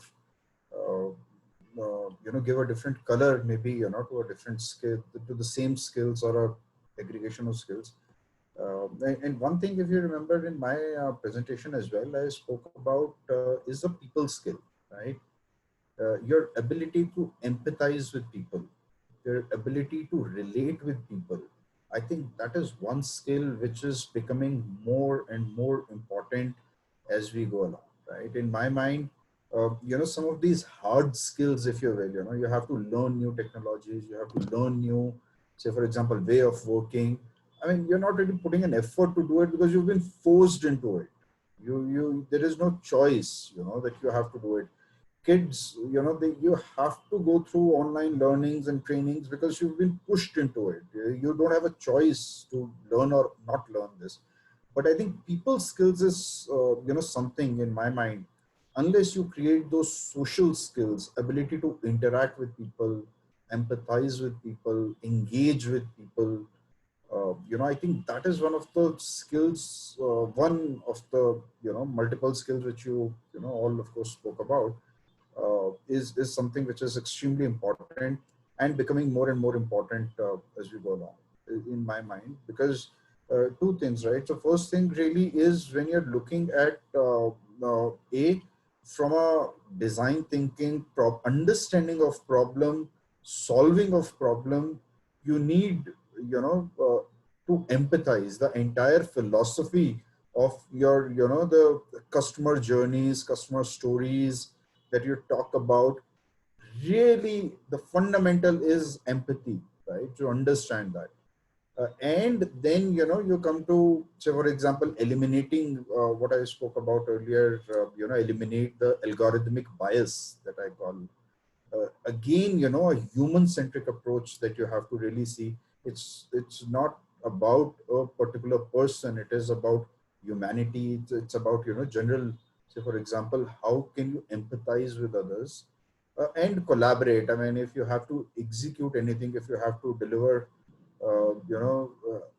solutions in the world of tomorrow, it could be flying an aircraft, it could be setting up a new colony at moon, or it could be, just constructing your own house. I think collaboration and ability to work with people will become more and more important in my mind. So I think that is one skill that I would call apart from all what has been said so far. Sure, thank you, Mayank. Just over to Manoj. I know you don't have a lot of skills left, at least, but anything from a technical side that you can add to, that would help people on this group. Yeah. So, yeah, thanks, Anup. And I think Meera, Hemant, and Mayank have covered a lot of important things which are currently very important in the scenarios. I'll take it in a different way. I'll put it from the technical perspective because. See, learning any technology does not take much time, but mastering does. And these are the times when we, right now, I mean, government has mandated that you stay at home, you don't go anywhere. So, you've got to be at home only. So why don't you utilize the time? And utilizing time by, learning certain technical skills usually would help. And to add to it is that RPA in other senses rather more easier to learn. And if we take up the, courses, or if we take up the online material, even if we take just direct hands-on, and every tool gives you that, freeware, like, you use it for 30 days, 60 days, 90 days, and, you learn through it. So you can pick it up. There are many RPA tools which are currently available in the market. Coming into the intelligent perspective, that how we can make it intelligent, most of these tools come with the, basic level of intelligence, and somewhere you can call it in the intermediate level of intelligence, so that you get it within the tool when you're learning. Other than that, what you can also learn is, the easier ones. I mean, maybe easier for someone, may not be that easier for others, but then Python is one of the key language which is coming up a lot in the automation. And within our organization also, we are having each RPA developer learning Python as well, because it somewhere helps them out in, getting a lot of automations being done quickly. Other than that, knowing how the other things work, like OCR for a fact, and with OCR we can also look into the enhancement, utilizing the other tools like you have currently, like ADDIE is there. You have OCR engines like Tesseract, and you have OCR engines with Microsoft and Google OCRs. Also learning how you can integrate the APIs which are provided by cloud providers to your current RPA environment can also help you in learning more into how you can enhance your current RPA sector. Most of the time what happens is that you prepare things out, or you kind of, prepare your RPA for regular kind of tasks or SOP driven tasks. But the intelligence comes in when you kind of make that robot also intelligent, just the way we teach our kids, right? When they are growing up, initially they learn, simple mathematics, like, what is addition, subtraction, multiplication. But as they move ahead, they learn the advanced level of mathematics or science. Similarly, you start slow with your robots and have your normal operations being automated, and then make them intelligent. Try to see how those can be multi-utilized in terms of integrating technologies. And most of these RPA tools, they come with integration of multiple languages. You can have C#, Java, and you can have VB. You can have Python integrated. So with those integrations, in case you can pick up a skill, as I know that learning through different tools would not take much of a time. Either it is RPA or Python, and integrating and mastering them may take some amount of time, but then it's a good time that we start. This COVID is going to stay. If not, a lot of changes in our lifestyle is going to happen. So learning will actually help us out in coming out of these tough times. And like it rightly said, Meera had said about the learning, you need to keep on learning. And then I remember a nice quote that they say that life is learning. The moment you stop learning, you stop living. So you need to ensure that you keep learning. I mean, either the technical skills or something in the life, and change is constant. So things, when they are thrown up to you, you will somehow adjust and you learn it. When you get time, try and utilize it to grab more technical skills which can help you out. And all tools in RPA world are market leaders. Take up any other tool and then start working. And then there are, nowadays I've seen many people create their bots and then show it on online platform or social media platform. Create something of your maybe minute one or something, and then share it across the world. Get the feedback from the world, and let the world kind of give you feedback that okay, we want to have these kind of things, and then move further ahead. So I feel in technology area, a lot is still pending to be explored, and there's no time to start late. It is, now is the time. Let's start and then master it. These are technologies which can be learned pretty easily and pretty soon. Right. So Anu, one thing which I want to add towards slightly to top of what we already mentioned, time management is coming as a very important skill actually, because the distinction of the home and offices versus and home and school, all has just disintegrated. Right. And when should I switch off is becoming extremely important, and we are seeing across, in our organization, that we are trying to come with certain policies, just because what we are seeing is we are starting at 7 in the morning and on occasion it's going all the way to 11 in the night. So how we should manage our time in an efficient way? On occasion, the leadership team and we talk about this particular thing, that on occasion the lunch is happening at 6 in the evening. This is one thing which, as we were hearing, that COVID is going to stay for long. Maybe this is, and this distinction we have to bring in when physically nothing is changing. We are in the same room for everything now, in the same room, not same room, same house. So how this thing should be brought into a picture so that focus, time management, all of this is going to become super important, because the boundaries are no more there where, you cross the boundary and you are in office. It's no more the office. You cross the boundary and you thought you are in school. None of this exists. Everything is in one place. So how we should bring those distinctions down will be extremely important. And the ones who are able to do it well, I think they will be the one who will be shining with having a work-life balance. Because this is something which is right now we are suffering, many of us. Absolutely, such very, very insightful. True. I mean, some of these things we were taking for granted, and I think these bring bring forth the importance of all this.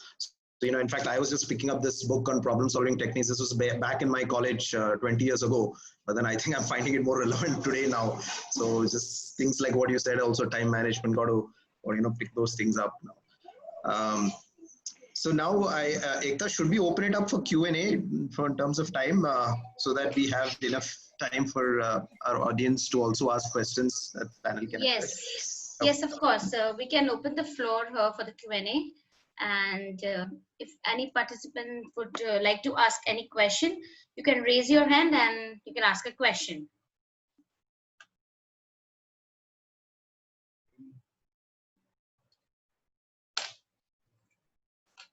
Any questions?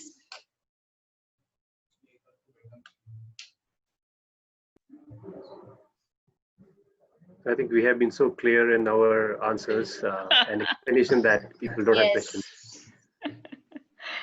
Still will wait for Still will wait.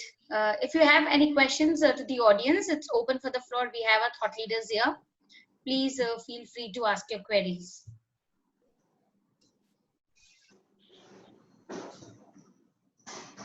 I think Rahul has raised his hand. Yes, Rahul, you can proceed.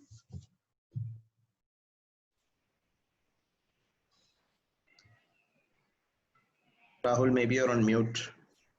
Yeah, I just want to know how does the government is responding? Can you hear me? Yes, we can hear you. So how is government responding to this, and what are the kind of changes that we can foresee in the way, for example, GST returns or a e-way bill and host of other things, which typically, India per se was perceived to be a lot more bureaucratic, more procedure oriented compared to say a very fast growing economy like China, or even for that matter, Vietnam or Thailand. So do you see there'll be a significant change in the way government looks at the things, and do you foresee a lot of changes to facilitate the business? I would like to take this one, maybe not from the political point of view, but from the technology point of view. The change which we have seen within, I would say, government to companies or companies to the government is the security part, which I think everybody is now concerned from the way people are working over the VPN or doing all these transactions via private network, public network, then on the private network. So the thing which we have seen in the change in the environment is more related to how secure your environment is. For example, earlier, if you remember, the government has mandated that any call centers or any of the back office workers, they need to be in the environment of the office in order to work, which means that during this pandemic, a person who's a call center employee or back office employee will have to go to their office. But since the offices were closed and you're not supposed to go because of the issues maybe related to health and other things, government kind of relaxed those norms and asked those companies to provide imaged desktops or imaged laptops to the agents at home. Now, agents, whether you have a call center, you're working on the back office, which requires the network, they are working from home, connecting through VPN to their respective companies. And this relaxation is again temporary, but we think that this would continue so that people who aren't allowed to work from home can also start working from home. And with that, government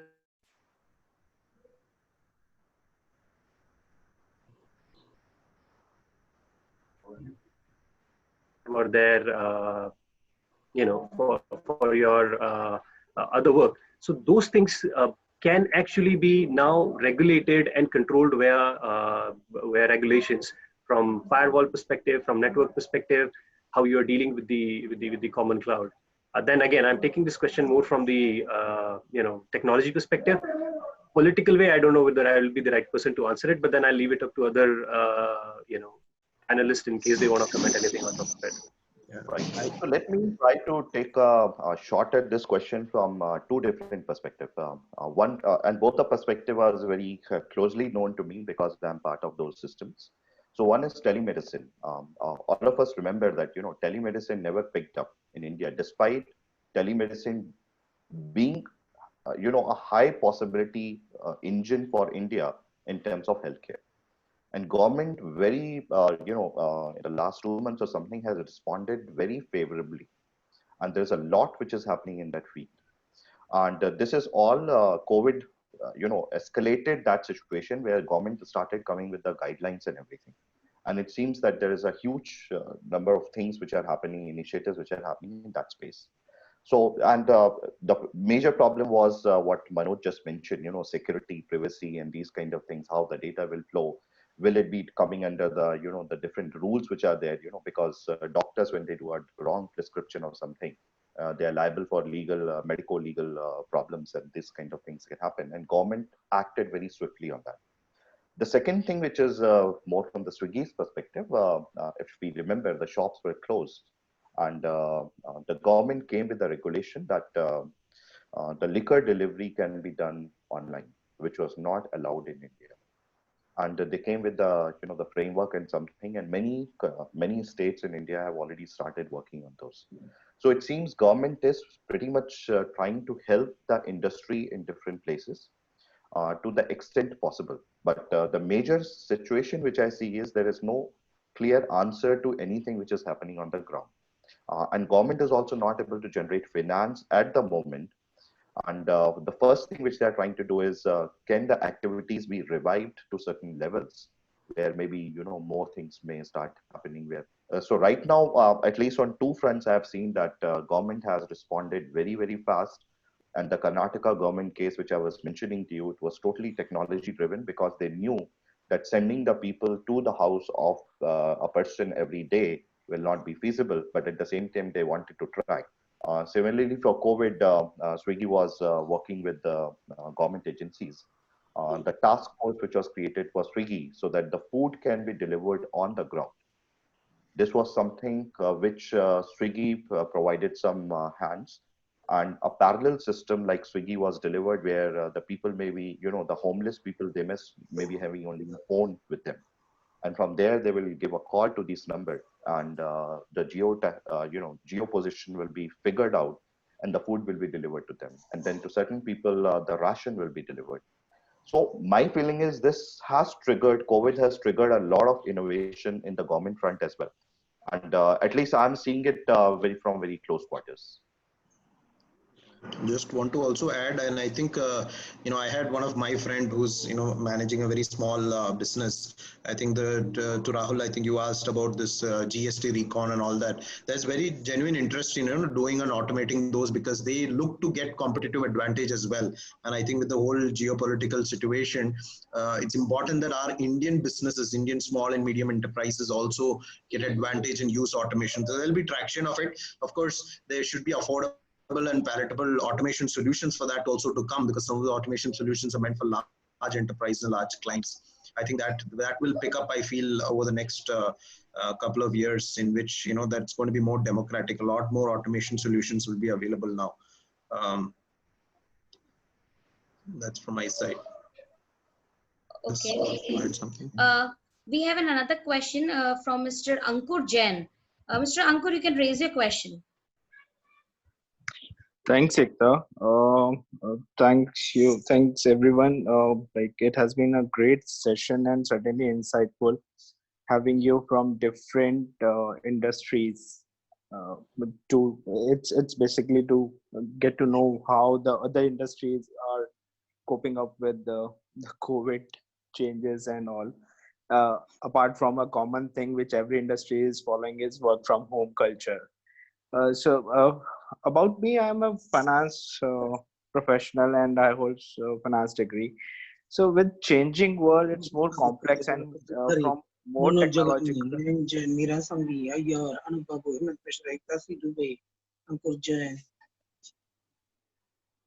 Yep. Can I continue, please? Yes, please. I think someone in the audience just unmuted himself. No worries. Okay. Please carry. Go on. Next.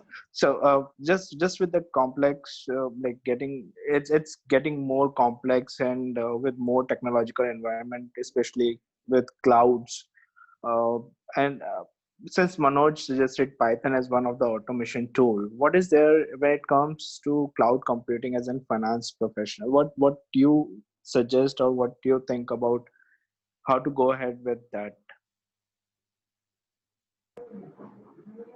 Yeah, Ankur. So, what happens in the financial, and it's a very valid and nice question, because most of the companies in their financial institutions, they usually do not want to go into a cloud, or do not want to go into any solution which is outside their on-premise, and that is predominantly because of the data which they deal or handle with.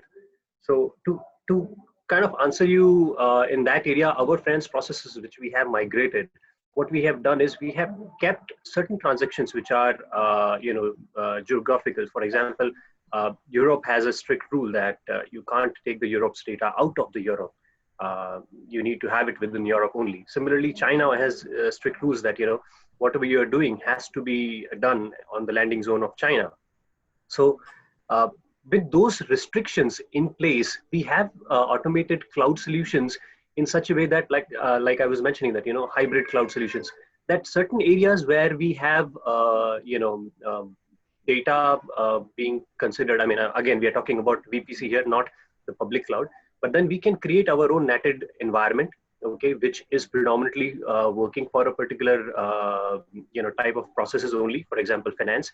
So your cloud, your virtual cloud is nothing but will be processing the financial related data for that particular country, for that particular region, utilizing the same landing zone. So your data within the country remains within the country. I think this is the same rule which we have in India as well.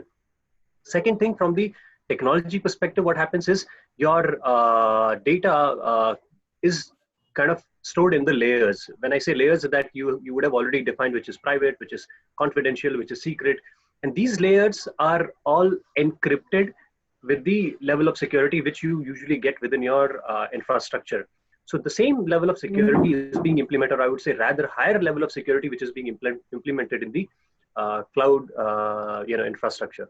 And when you talk about the cloud VPC and all, most of it, or everybody in other areas, whether you go for Azure or whether you go for the AWS or Google Cloud and all, they usually say that you need to have a direct link with your organization with the restrictions.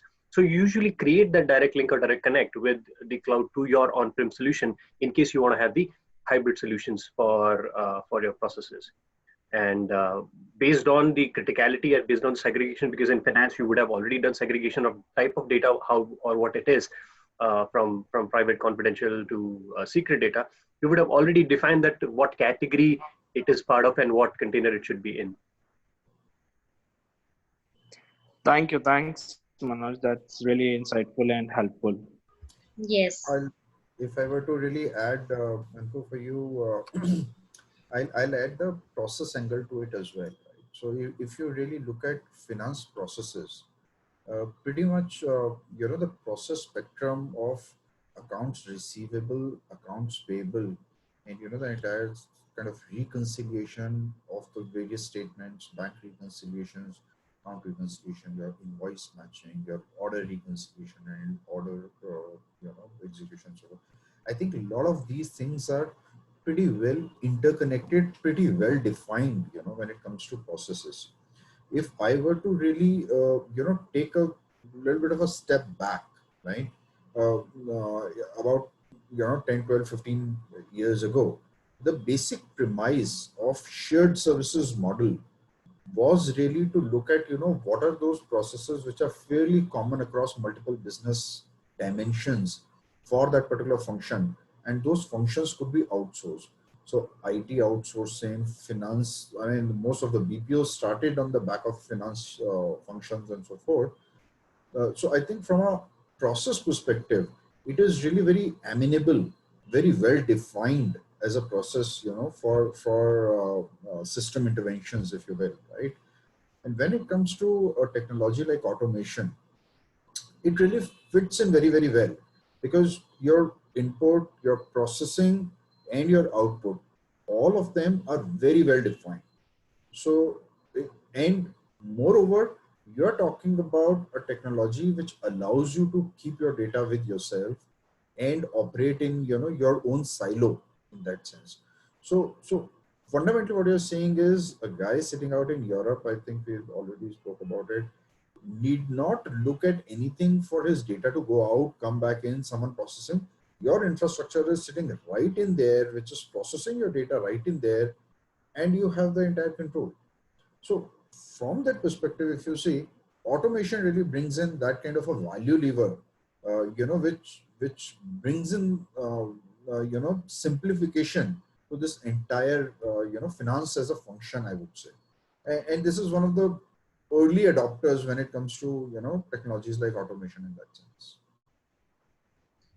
Thank you, Mayank.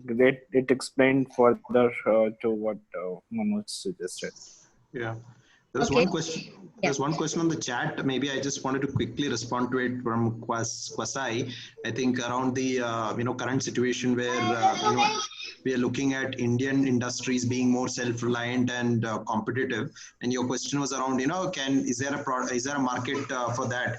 Absolutely. I think these SMEs, play a key role in our supply chain. There are a number of use cases that will make them more competitive, get them to speed to market fast, especially around supply chain management, automation around finance reconciliation, automations around quality audit. All these will help Indian industries, catch up and, bring more competitiveness. So I think today there is a bit of lack of low-cost automation solutions at, large scale. But eventually, as I said, this will catch up. There will be markets opening up for that, and many companies interested in doing that for SMEs. Yeah. Thanks. That answers my question. Thank you very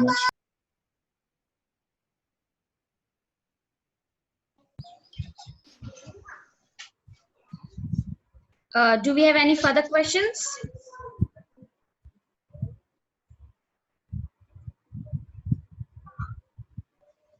I think we are done with the questions, right? Yeah, of course. So I'll just add on to little what Anoop and has already mentioned, and also Meera has mentioned. So the little point is that it's a very positive time for, if you are having a good idea, the field is very level at the moment, playing field, because people are looking for great ideas which could be useful for, let's say, current time and the time which is going to come. And field is wide open as well. So any person who is having a good idea and wants to get himself floated as a startup or anything, my feeling is no time better than this time to put those ideas into practice. And so let's say, just to give you some clues, we are having the virtual way of working nowadays. If anything can be put in that space, it will be a great enhancer and value add to the whole ecosystem. Similarly, let's say delivery of goods, how the contactless delivery and these kind of things can happen. There is a huge scope for anybody and everybody who wants to, let's say, want to play around with the technology in something and make the systems more efficient. So if anybody in the audience is interested in having a startup or something, I think this is the best time. If the idea really matches with the ground realities, there are people who are just willing to take a bet on these ideas. Great. Yes. We have a last question, I guess, from Mr. Sandeep Durat. Mr. Sandeep, you can please ask your question. Unmute yourself. Yes. Thanks for this webinar. And it's been really good information and the sharing of knowledge. So my question is, as we have seen, COVID has presented a lot of movement restrictions. So earlier when we used to ship some products from different states and then go to some other states for delivery, now there are a lot of restrictions on that, and due to that there is a delay in delivery. So do we think that the traditional hub and spoke model will need to change?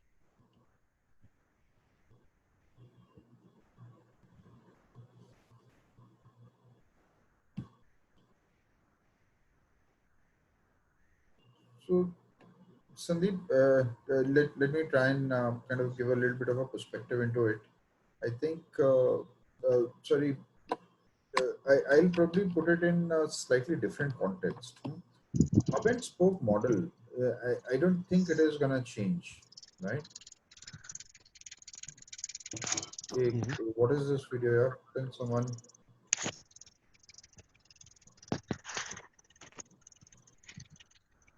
So this hub and spoke model, Sandeep, is it's something which is really to bring in, say for example, the process efficiency part to it, right? How do you make the process more efficient when it comes to supply chain, when it comes to really delivering goods, right?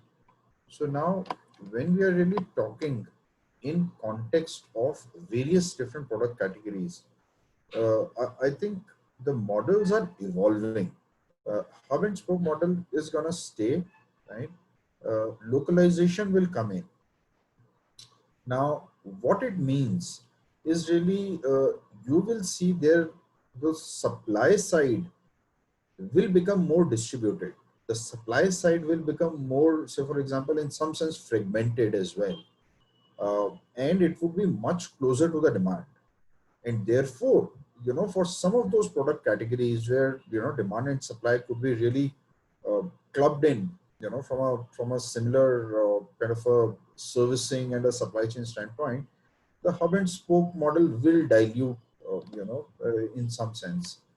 But for some of those things where, it is still going to be a specialized, say for example, supply, or, something which cannot be localized in terms of, the supply. I think there you will continue to see the supply chains continuously work on the hub and spoke, and I think the hub and spokes will kind of become fragmented and a little bit more kind of refined in that sense. Right. Does it answer your question? Sorry. Yes. Thank you. Okay, I think Sandeep, we have several such models, Ekta just. So several such models, Sandeep, we have already seen. I was president of my housing society as well. And several things I have seen in the last, 2 months. So one model which I saw was that vendors like A2B contacted us directly. Typically it's a shop kind of model, and they said that they would like to deliver the things directly at the home space, and they will put a stall on a particular day, and people can come and buy. And then they will manage all the inventory part and everything of this. Similarly, we saw some farmers approaching us directly and saying that if they are not able to sell their products, they will get wasted. And we provided them a space. They will come with the truck, and they will follow all the hygiene, principles which are there.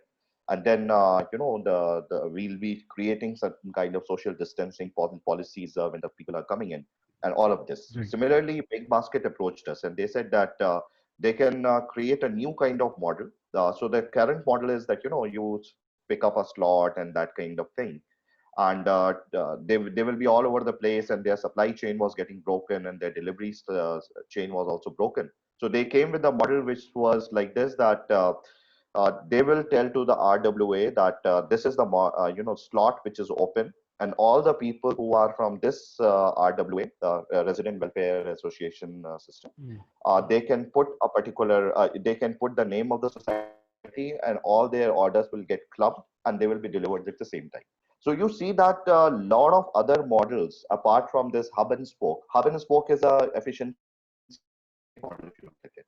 Several such models have come up, and my feeling is, as I was mentioning, the field is wide open at the moment. Any good model, any good service, any good technology, means people are just waiting, which can make things efficient in this particular scenario. Correct. yes. Thank you.